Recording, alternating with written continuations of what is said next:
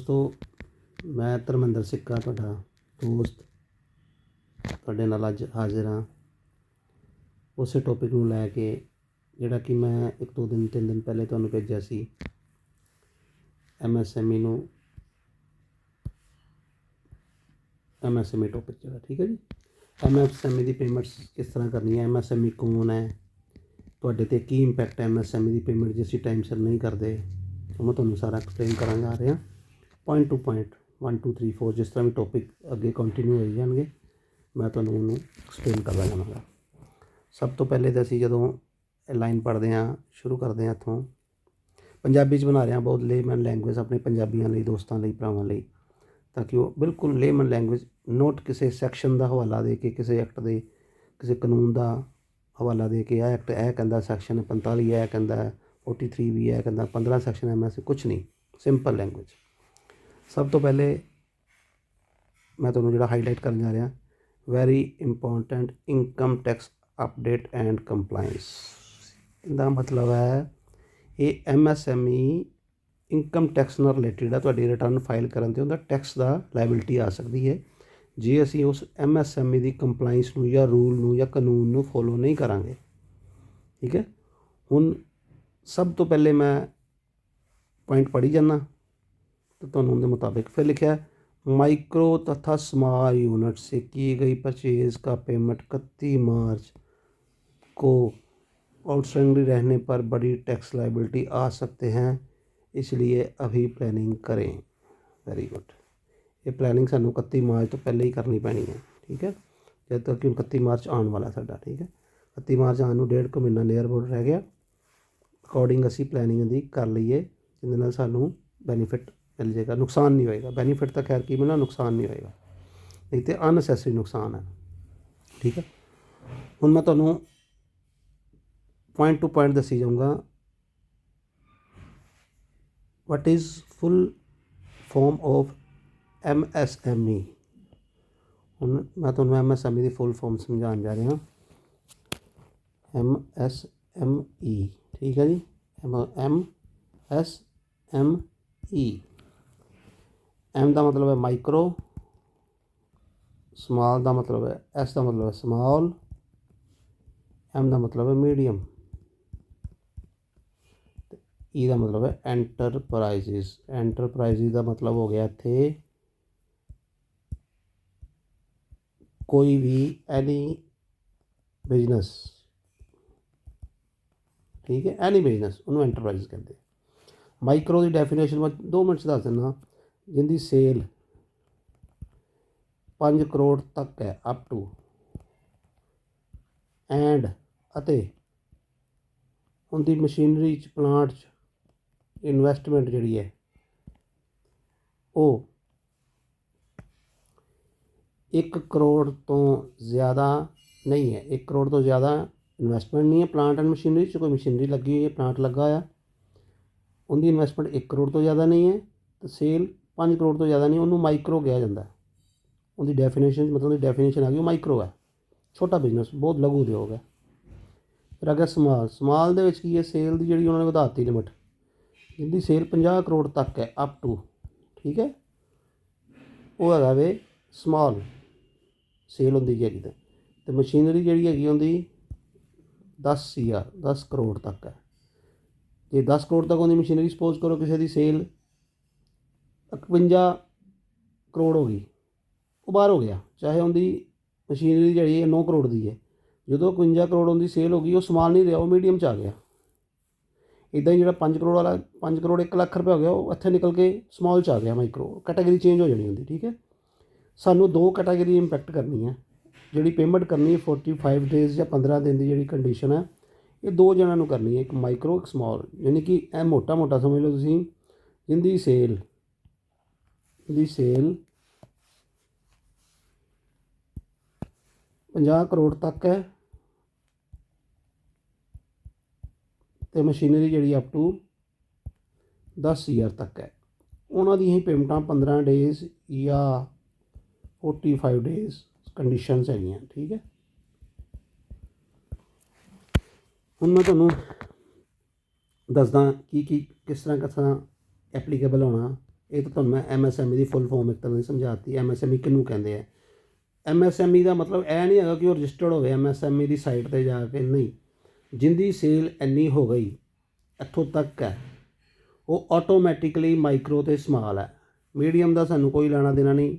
Medium ਨਾਲ ਸਾਨੂੰ medium ਦੀ payment ਤੁਸੀਂ ਚਾਹੇ 6 ਮਹੀਨੇ ਦਿਓ, ਸਾਲ 'ਚ ਦਿਓ, ਕੋਈ ਲੈਣਾ ਨਹੀਂ। ਇਹਨਾਂ ਦੀ ਜਿਹੜੀ ਪੇਮੈਂਟ ਹੈ ਇਹ ਪੀਰੀਅਡ 'ਚ ਦੇਣੀ ਪੈਣੀ ਹੈ, 15 ਦਿਨ ਜਾਂ 45 ਦਿਨ ਦੇ ਵਿੱਚ, ਠੀਕ ਹੈ ਜੀ। ਇਹ ਦੇਣੀ ਪੈਣੀ ਦੋਨਾਂ ਦੀ ਪੇਮੈਂਟ। ਨਹੀਂ ਦਿਓਗੇ ਤਾਂ ਕੀ ਪਰਿਣਾਮ, ਕੀ ਕੌਨਸੀਕੁਐਂਸ ਹੋ ਸਕਦੇ ਆ, ਉਹ ਤੁਹਾਨੂੰ ਮੈਂ ਐਕਸਪਲੇਨ ਕਰਨ ਜਾ ਰਿਹਾ, ਠੀਕ ਹੈ। ਹੁਣ ਮੈਂ ਤੁਹਾਨੂੰ ਪੁਆਇੰਟ ਟੂ ਪੁਆਇੰਟ ਦੱਸਦਾ ਵਾਂ, ਠੀਕ ਹੈ ਜੀ। ਹੁਣ ਆਪਾਂ ਉੱਪਰ ਆ ਜਾਈਏ, ਮੈਂ ਤੁਹਾਨੂੰ ਦੱਸਦਾ। ਇਹ ਤੁਹਾਨੂੰ ਫੁੱਲ ਫੋਰਮ ਪਤਾ ਲੱਗ ਗਈ MSME ਦੀ ਕੀ ਹੈਗੀ ਹੈ। ਹੁਣ ਹੂ ਇਜ਼ MSME ਉਹ ਵੀ ਤੁਹਾਨੂੰ ਮੈਂ ਦੱਸਤਾ, ਠੀਕ ਹੈ। 5 ਕਰੋੜ, 50 ਕਰੋੜ, ਮਸ਼ੀਨਰੀ 1 ਕਰੋੜ, 10 ਕਰੋੜ, ਠੀਕ ਹੈ। ਉਹ ਡਿਫਾਈਨ ਹੋ ਗਿਆ ਤੁਹਾਨੂੰ, ਠੀਕ ਹੈ ਜੀ। ਹੁਣ ਮੈਂ ਚੱਲਦਾ ਅੱਗੇ। ਇਹ ਵੀ ਆ ਗਿਆ, ਇਹ ਪੁਆਇੰਟ ਦੋਨੇ ਹੀ ਕਵਰ ਹੋ ਗਏ, ਜਿਹੜੇ ਤੁਹਾਡੇ ਮਾਈਕਰੋ ਤੇ ਉਹ ਕਵਰ ਹੋ ਗਏ।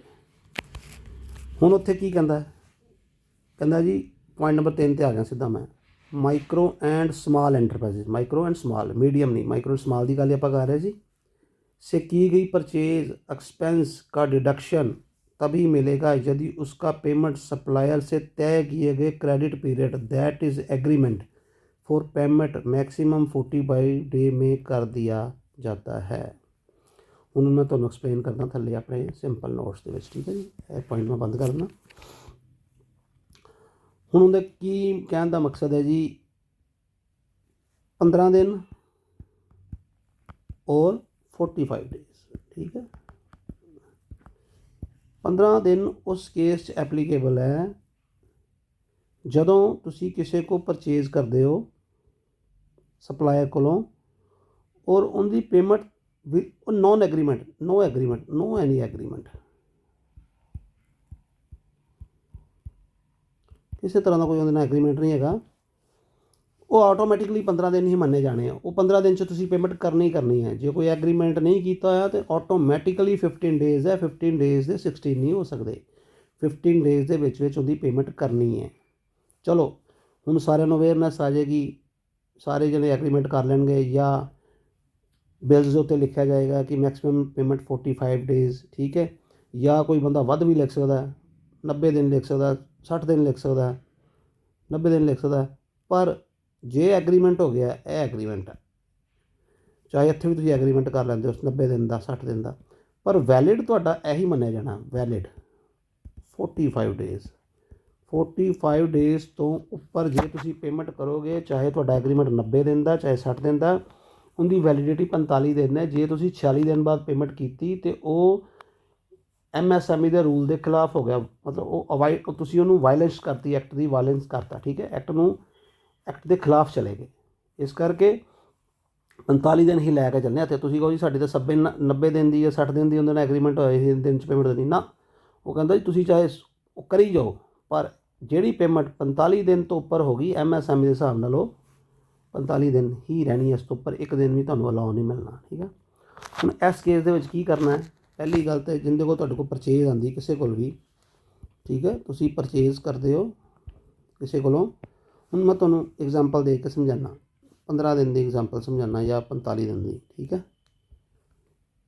एग्जाम्पल, ठीक है। एग्जाम्पल नंबर 1, जिस तरह मैं तुम दसिया, देखो यह पॉइंट आ गया ना, यदि कोई क्रेडिट पीरियड तय नहीं की तो ऐसे केस में पेमेंट की टर्म्स 15 दिन ही मानी जाएगी। दोनों पार्टी यदि सहमत भी हो तो भी इस प्रावधान के लिए 45 दिन से अधिक का समय अलाउड नहीं होगा, मतलब वही 45 दिन, ठीक है। हुण उदाहरण के तौर पर मैं तुहानूं दस रहा सी, सपोज करो उदाहरण के तौर पर यदि आपकी 10 लाख की परचेज एक्सपेंस का पेमेंट 31 मार्च 45 दिन से अधिक समय से बाकी है तो 10 लाख की इनकम आपके लगभग 3 लाख तक। हाँ हूँ मैं तुम दसदा, सपोज करो तुसी की कीता, परचेज कर लिया किसी को 15 मई 2023, ठीक। बेसिकली जे एग्रीमेंट है तो इनकी पेमेंट जी बनती है 31 मई, मतलब 15 16 17 18 ला के 15 दिन बन गए 31 मई। जे एग्रीमेंट नहीं है तो 45 दिन, मतलब 15 दिन है हो गए, ठीक है। तो जून के 30 दिन हो गए, मतलब 30 जून ला लो, ठीक है। ਜੇ ਐਗਰੀਮੈਂਟ ਹੈਗਾ ਇਹਦੇ 'ਚ 45 ਵੀ ਕਰ ਲਓ, 45 ਡੇਜ਼, ਠੀਕ ਹੈ। ਜੇ ਐਗਰੀਮੈਂਟ ਹੈਗਾ ਚਾਹੇ 60 ਦਿਨ ਦਾ ਚਾਹੇ 70 ਦਿਨ ਦਾ, ਪਰ ਮੰਨਣਾ 45 ਦਿਨ ਦੇ, ਉਹਦੀ ਡਿਊ ਡੇਟ ਹੈਗੀ ਹੈ 30 ਜੂਨ। ਇੱਥੇ ਜੇ 15 ਐਗਰੀਮੈਂਟ ਨਹੀਂ ਹੈਗਾ ਤਾਂ ਡਿਊ ਡੇਟ ਹੈਗੀ ਹੈ 31 ਮਈ। ਹੁਣ ਤੁਸੀਂ ਇਹ ਪੇਮੈਂਟ 31 ਮਈ ਤੋਂ ਪਹਿਲੇ ਕਰ ਦੇਣੀ ਹੈ ਕਿਸੇ ਕੋਲੋਂ। ਮੰਨ ਲਓ ਤੁਸੀਂ 1 ਲੱਖ ਦੀ ਪਰਚੇਜ਼ ਲਈ ਹੈ, ਠੀਕ ਹੈ। ਜੇ ਤੁਸੀਂ ਐਗਰੀਮੈਂਟ ਹੈਗਾ ਤਾਂ ਇਹਦੀ ਪੇਮੈਂਟ 31 ਮਈ ਤੋਂ ਪਹਿਲੇ ਪੇ ਕਰ ਦਿਓ। ਜੇ ਐਗਰੀਮੈਂਟ ਨਹੀਂ ਹੈਗਾ ਤਾਂ ਠੀਕ ਹੈ, ਅਤੇ ਜੇ ਐਗਰੀਮੈਂਟ ਨਹੀਂ ਜੇ ਹੈਗਾ ਤਾਂ 30 ਜੂਨ ਤੋਂ ਪਹਿਲੇ ਪੇ ਕਰ ਦਿਓ, ਠੀਕ ਹੈ। ਜੇ ਨਹੀਂ ਕਰੋਗੇ ਕੌਨਸੀਕੁਐਂਸ ਬਾਅਦ 'ਚ। ਹਾਂ, ਇਹਦੇ 'ਚ ਇੱਕ ਰਿਲੀਫ ਹੈ, ਉਹ ਤੁਹਾਨੂੰ ਮੈਂ ਐਕਸਪਲੇਨ ਕਰਨ ਜਾ ਰਿਹਾ। ਔਰ ਰਿਲੀਫ ਕੀ ਹੈਗਾ ਵੇ, ਉਹ ਰਿਲੀਫ ਦਾ ਤੁਸੀਂ ਬੈਨੀਫਿਟ ਸ਼ਾਰਟ ਪੀਰੀਅਡ ਹੀ ਹੈ, ਸਮਝ ਲਓ। ਉਹ ਰਿਲੀਫ ਕੀ ਹੈਗਾ, ਸਪੋਜ਼ ਕਰੋ ਤੁਸੀਂ, ਮੈਂ ਜਿਸ ਤਰ੍ਹਾਂ ਕਹਿਣਾ ਕਿ 15 ਮਈ ਨੂੰ ਤੁਸੀਂ ਪਰਚੇਜ਼ ਕੀਤੀ 1 ਲੱਖ ਰੁਪਏ ਦੀ, ਠੀਕ ਹੈ। ਉਹਨਾਂ ਦੀ ਜਿਹੜੀ ਡਿਊ ਡੇਟ ਹੈ ਜਿੱਦਾਂ ਤੁਹਾਨੂੰ ਦੱਸਿਆ 31 ਮਈ ਹੈ ਜਾਂ 30 ਜੂਨ ਹੈ। ਮੰਨ ਲਓ ਤੁਸੀਂ ਇਹਦੀ ਪੇਮੈਂਟ ਨਹੀਂ ਕਰ ਪਾਏ, ਰਹਿ ਗਈ, ਕੋਈ ਟੈਨਸ਼ਨ ਨਹੀਂ। ਬਟ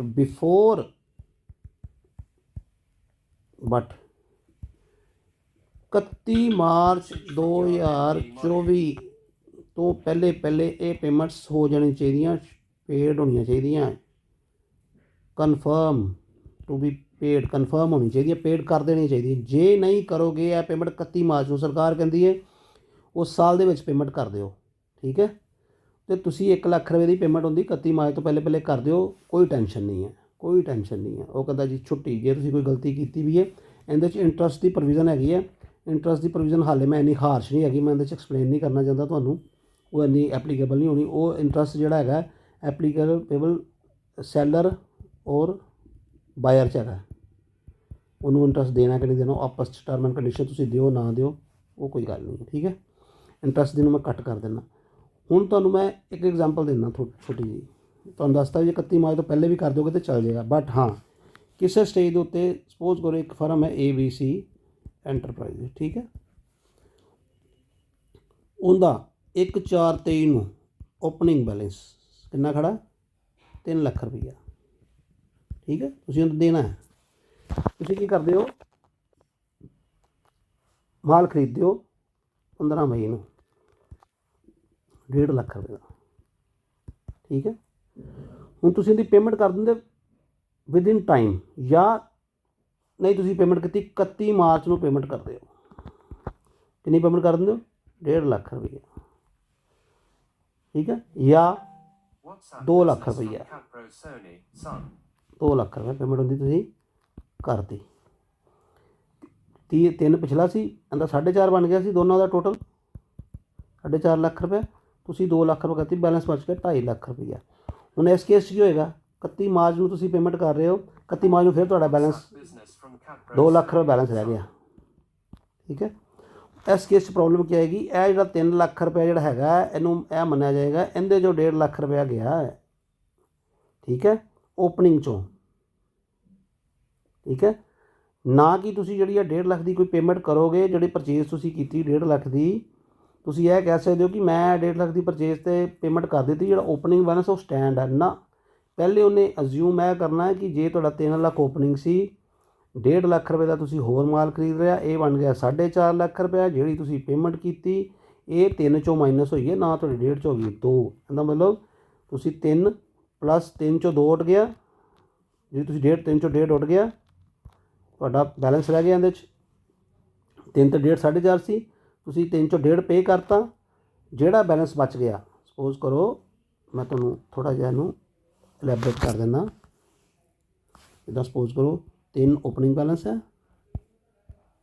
ਓਪਨਿੰਗ 1.5 ਦਾ ਪਰਚੇਜ਼ ਕਰ ਲਈ ਹੈ 23-24 'ਚ ਫਾਈਨੈਂਸ਼ੀਅਲ ਈਅਰ 'ਚ, ਅਤੇ 2 ਲੱਖ ਰੁਪਏ ਤੁਸੀਂ ਪੇਮੈਂਟ ਕਰ ਦਿੱਤੀ ਹੈ, ਠੀਕ ਹੈ।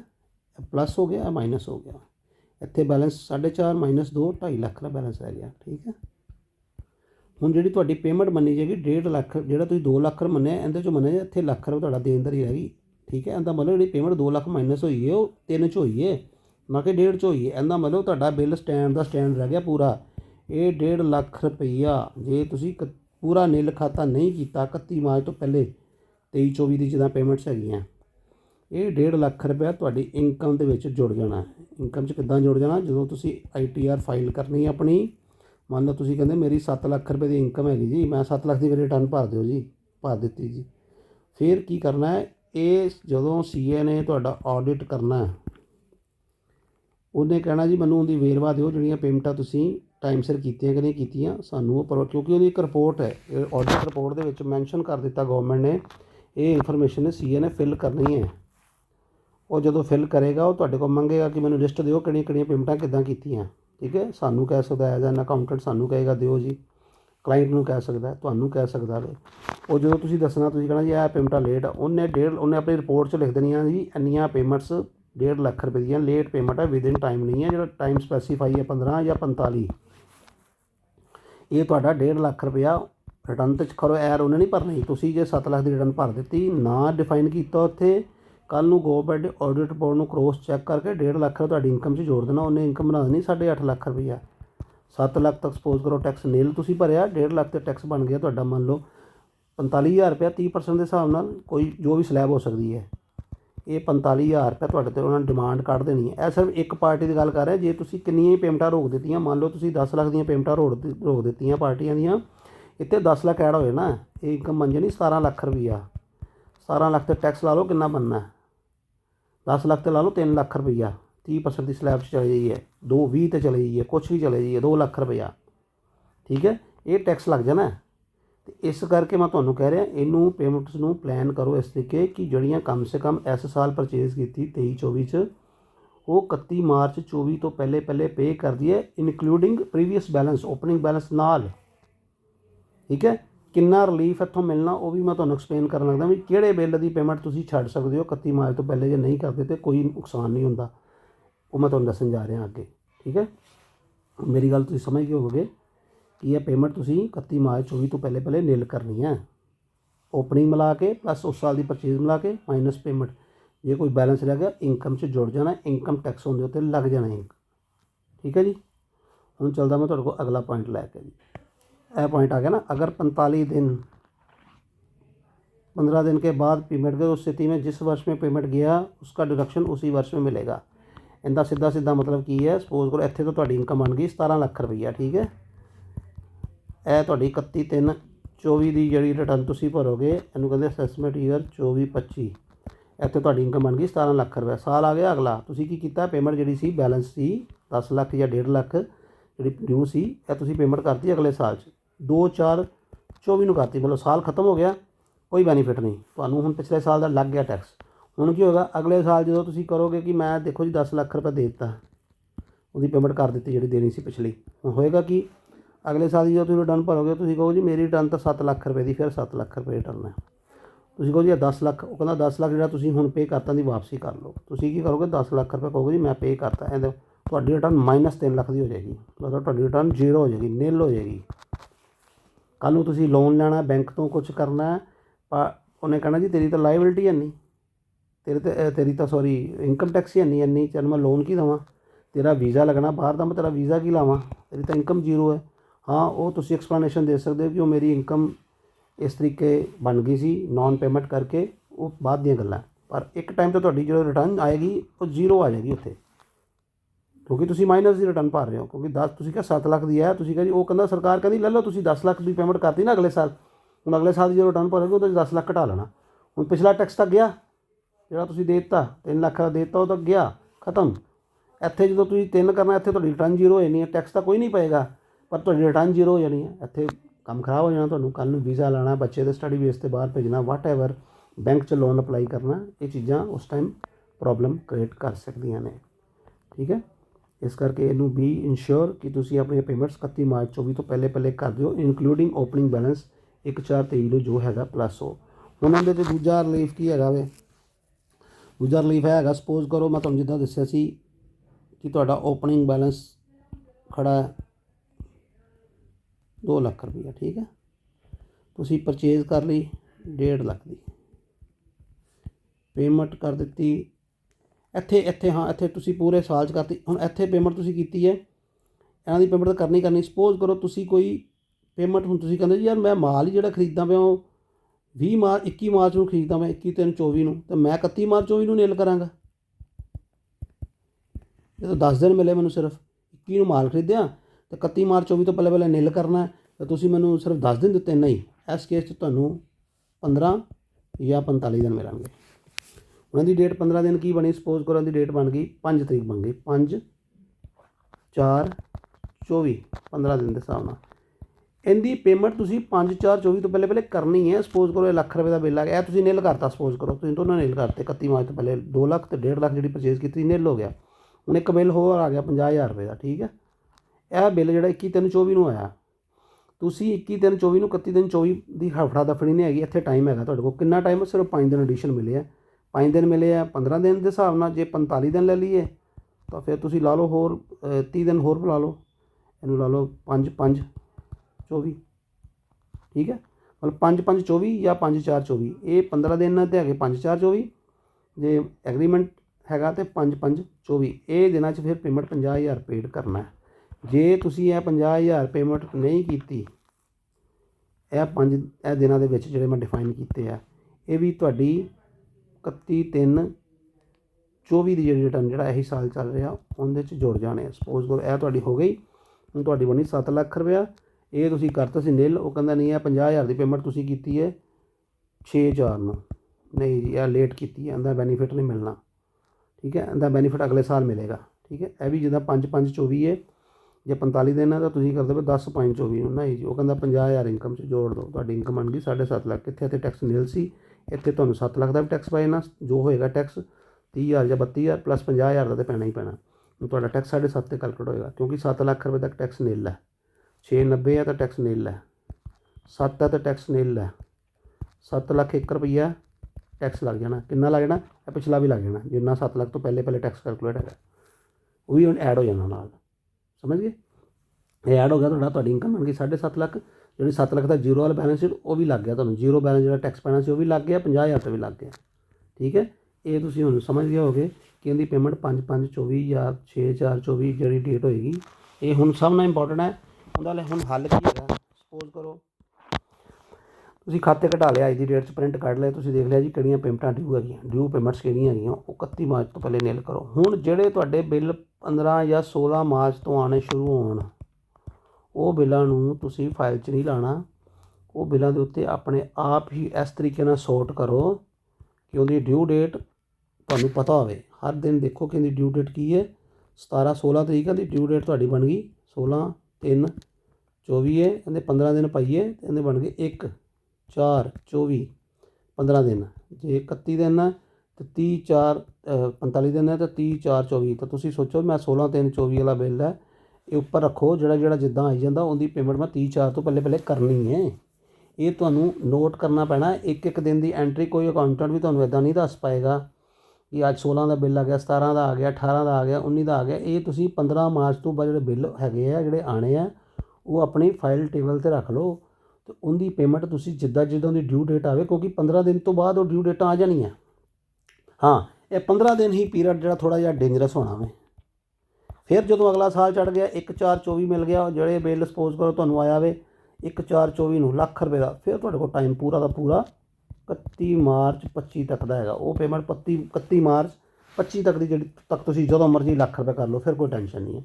ਜਿਹੜੇ ਆ 15 ਦਿਨ ਆਣੇ, ਹਰ ਸਾਲ 'ਚ 15 ਦਿਨ ਜਦੋਂ ਆਇਆ ਕਰਨੇ, ਐਂਡ ਦੇ ਉੱਤੇ ਇਹਨਾਂ ਦੀਆਂ ਪੇਮੈਂਟਾਂ ਅਤੇ ਪਲੱਸ ਓਪਨਿੰਗ ਪੇਮੈਂਟਾਂ, ਤੁਸੀਂ ਓਪਨਿੰਗ ਵਾਲੀਆਂ ਜਿਹੜੀਆਂ ਪੇਮੈਂਟਾਂ ਜਾਂ ਉਸ ਤੋਂ ਪਹਿਲੇ ਵਾਲੀਆਂ ਜਿਹੜੀਆਂ 15 ਮਾਰਚ ਤੋਂ ਪਹਿਲੇ ਵਾਲੀਆਂ ਪੇਮੈਂਟਾਂ, ਉਹ 31 ਮਾਰਚ ਤੋਂ ਪਹਿਲੇ ਨਿਲ ਕਰਨੀਆਂ। ਅਤੇ ਜਿਹੜੀਆਂ 16 ਮਾਰਚ ਤੋਂ ਲੈ ਕੇ 31 ਮਾਰਚ ਤੱਕ ਦੀਆਂ ਪੇਮੈਂਟਾਂ, ਉਹ ਜਿਹੜੀ ਉਹਦੀ ਡਿਊ ਡੇਟ ਹੈ 15/45 ਉਹਨਾਂ ਦੇ ਦੌਰਾਨ ਨਿਲ ਕਰ ਦੇਣੀਆਂ।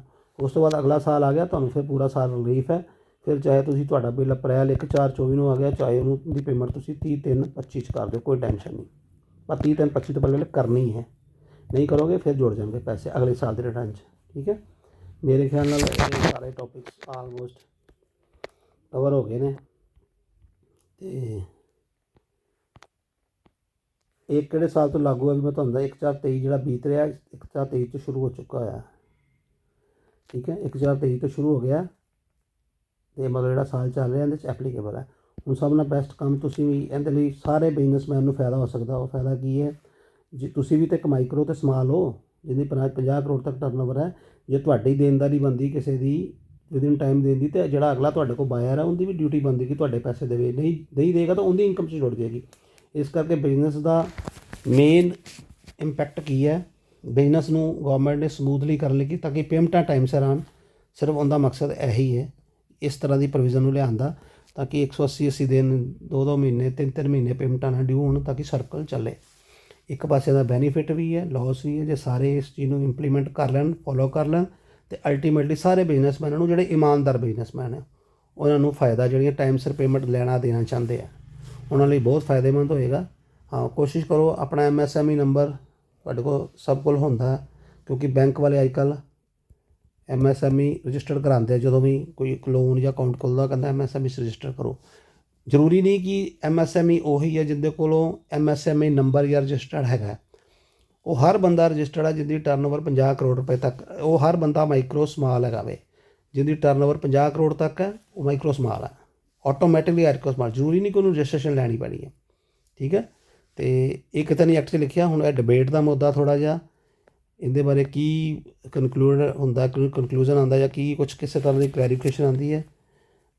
ਉਹ ਫਿਰ ਦੂਜਾ ਸਵਾਲ ਹੈ, ਬੰਦਾ ਕਹਿੰਦਾ ਜੀ ਮੈਨੂੰ ਕਿੱਦਾਂ ਪਤਾ ਲੱਗੇਗਾ ਕਿ ਮੇਰੇ ਜਿਹਦੇ ਕੋਲ ਮੈਂ ਮਾਲ ਖਰੀਦਿਆ ਉਹ ਮਾਈਕਰੋ ਸਮਾਲ ਹੈ ਕਿ ਨਹੀਂ ਹੈ, ਮੈਨੂੰ ਉਹਦੀ ਸੇਲ ਦਾ ਕਿੱਦਾਂ ਪਤਾ ਲੱਗੇਗਾ। ਬਹੁਤ ਵੱਡਾ ਕੁਐਸਚਨ ਹੈ। ਉਹਦਾ ਇੱਕੋ ਹੀ ਹੱਲ ਹੈ, ਤੁਸੀਂ ਆਪਣੇ, ਇਹਦਾ ਹੱਲ ਤਾਂ ਬੈਟਰ ਇਹੀ ਹੈ ਮੇਰੇ ਖਿਆਲ ਨਾਲ, ਤਾਂ ਇਹੀ ਹੋਣਾ ਚਾਹੀਦਾ ਵੀ ਤੁਸੀਂ ਉੱਥੇ ਜਦੋਂ ਆਪਣਾ ਨੰਬਰ ਪਾਓ, ਜਿੱਦਾਂ GST ਨੰਬਰ ਪਿਆ ਹੁੰਦਾ ਵੇ, ਇੱਦਾਂ ਹੀ ਮਾਈਕਰੋ ਸਮਾਲ MSME ਦਾ ਨੰਬਰ ਲਓ, ਉਹਨੂੰ ਨੰਬਰ ਨੂੰ ਪਾਓ। ਠੀਕ ਹੈ। ਅਤੇ ਨਾਲ ਆਪਣੀ ਕੈਟਾਗਰੀ ਲਿਖੋ। ਜੇ ਤੁਹਾਡੀ ਸੇਲ 5 ਕਰੋੜ ਤੱਕ ਹੈ ਤਾਂ ਤੁਸੀਂ ਨਾਲ ਬਰੈਕਟ 'ਚ ਲਿਖ ਦਿਓ ਵੀ ਮੈਂ ਮਾਈਕਰੋ ਹਾਂ। ਜੇ 50 ਕਰੋੜ ਤੱਕ ਹੈ ਤਾਂ ਤੁਸੀਂ ਲਿਖ ਦਿਓ ਮੈਂ ਸਮਾਲ ਹਾਂ। ਠੀਕ ਹੈ। ਨਾਲ ਹੀ ਜਿੱਦਾਂ ਮੰਨ ਲਓ ਨੰਬਰ ਕੋਈ ਵੀ ਹੈਗਾ, ਇਹ ਨੰਬਰ ਹੈ, ਤੁਸੀਂ ਇੱਥੇ ਮਾਈਕਰੋ ਲਿਖ ਦਿਓ, ਇਹ ਨੰਬਰ ਹੈ। ਜੇ ਸਮਾਲ ਹੋ ਤਾਂ ਸਮਾਲ ਲਿਖ ਦਿਓ। ਠੀਕ ਹੈ ਜੀ। ਉਹ ਜ਼ਿਆਦਾ ਬੈਨੀਫਿਟ ਹੈ। ਹੁਣ ਜੇ ਗੌਰਮੈਂਟ ਨੇ ਕਿਤੇ ਨਹੀਂ ਲਿਖਿਆ ਕਿ ਰਜਿਸਟਰ ਹੋਣ ਦੀ ਲੋੜ ਹੈਗੀ ਮਾਈਕਰੋ, ਆਟੋਮੈਟਿਕਲੀ ਮਾਈਕਰੋ ਸਮਾਲ ਬਣ ਜਾਂਦਾ ਜਿਹਦੀ ਟਰਨਓਵਰ ਇਸ ਲਿਮਟ ਤੱਕ ਹੈਗੀ 5 ਕਰੋੜ ਜਾਂ 50 ਕਰੋੜ। ਠੀਕ ਹੈ। ਹੁਣ ਤੁਸੀਂ ਇਹ ਨਾ ਸੋਚਣਾ ਕਿ ਉਹਦੇ ਕੋਲ ਤਾਂ ਨੰਬਰ ਹੀ ਹੈ ਨਹੀਂ ਜੀ। ਮੈਨੂੰ ਨਹੀਂ ਪਤਾ, ਗੌਰਮੈਂਟ ਨੇ ਕੁਛ ਨਹੀਂ ਕਲੀਅਰ ਕੀਤਾ ਕਿ ਤੁਸੀਂ ਉਹਨੂੰ ਪੁੱਛੋ ਨਾ ਪੁੱਛੋ ਕਰੋ। ਕੱਲ੍ਹ ਨੂੰ ਗੌਰਮੈਂਟ ਆਪਣੇ ਡਾਟਾ ਤੋਂ ਪਤਾ ਲਗਾ ਸਕਦੇ ਹੈ ਕਿ ਉਹ ਪਾਰਟੀ ਜਿੰਦੀ ਨੇ ਪੇਮੈਂਟ ਨਹੀਂ ਕੀਤੀ, ਉਹਨਾਂ ਕੋਲ ਡਾਟਾ ਪੂਰਾ ਹੈਗਾ, ਉਹ ਮਾਈਕਰੋ ਜਾਂ ਸਮਾਲ ਹੈਗਾ। ਠੀਕ ਹੈ। ਕੋਸ਼ਿਸ਼ ਕਰੋ ਆਪਣੇ ਵਪਾਰੀ ਨਾਲ, ਜਿਹਦੇ ਕੋਲ ਸਪਲਾਇਰ ਕੋ ਮਾਲ ਖਰੀਦੋ, ਉਹਨੂੰ ਪੁੱਛੋ ਵੀ ਤੂੰ ਮਾਈਕਰੋ ਹੈ ਕਿ ਸਮਾਲ ਹੈ। ਠੀਕ ਹੈ। ਬਾਕੀ ਸੌਫਟਵੇਅਰ 'ਚ ਅਪਡੇਟਸ ਹੋ ਰਹੀਆਂ, ਚੇਂਜਸ ਹੋ ਰਹੀਆਂ, ਪਰ ਆਪਾਂ ਇਹ ਨਾ ਸੋਚੀਏ ਕਿ ਅਸੀਂ ਸਾਨੂੰ ਤਾਂ ਦੱਸਿਆ ਨਹੀਂ ਜੀ ਕਲੀਅਰ। ਐਕਟ ਮਾੜਾ ਹੈ ਚੰਗਾ ਹੈ, ਕਾਨੂੰਨ ਮਾੜਾ ਚੰਗਾ, ਕਾਨੂੰਨ ਹੀ ਹੁੰਦਾ, ਚਾਹੇ ਉਹ ਗਲਤ ਹੈ ਚਾਹੇ ਉਹ ਠੀਕ ਹੈ, ਚਾਹੇ ਹਿੱਤ ਵਿੱਚ ਹੋਵੇ ਜਨਤਾ ਦੀ, ਚਾਹੇ ਅਹਿਤ ਵਿੱਚ ਹੋਵੇ। ਜਿਹੜਾ ਕਾਨੂੰਨ ਬਣ ਗਿਆ ਉਹ ਫੋਲੋ ਕਰਨਾ ਪੈਣਾ, ਚਾਹੇ ਸਾਨੂੰ ਕਾਨੂੰਨ ਦੀ ਨੌਲੇਜ ਹੋਵੇ ਚਾਹੇ ਨਾ ਹੋਵੇ।